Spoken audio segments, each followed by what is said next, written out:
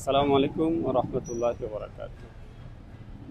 সুপ্রিয় দর্শক, আজ আমরা এসেছি সিলেট নয়া সড়ক পয়েন্টের পাশে যে মাজারটা রয়েছে সেটাই আজকে আপনাদেরকে দেখানোর চেষ্টা করব।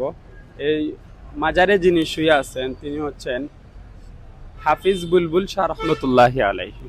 এই মাজারটা খুবই শান্ত শিষ্ট আর খুবই নিরিবিলি পরিবেশ। একটু আগিয়ে ধরুন। আসলে এই মাজারটা দেখার পরে আমার মনটা খুবই শীতল হয়ে গেছে। আপনারা মাজারের ভিডিও খুবই পছন্দ করেন বিদায় আমি বিভিন্ন সময় আপনাদেরকে বিভিন্ন জায়গায় গিয়ে আল্লাহর ওলিদের মাজারগুলা দেখিয়ে থাকি।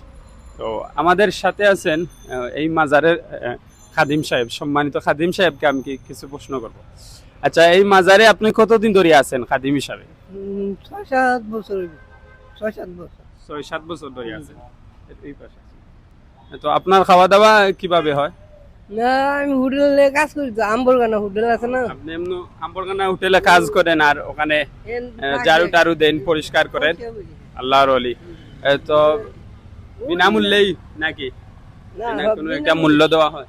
না, আমি মূল্য নেই। মূল্য ওই যে কাজ করি উনতেই নেই। আচ্ছা, আপনি এখানে কোনো মূল্য নেন না, না। আল্লাহর ওয়াস্তে সব পরিষ্কার করছেন?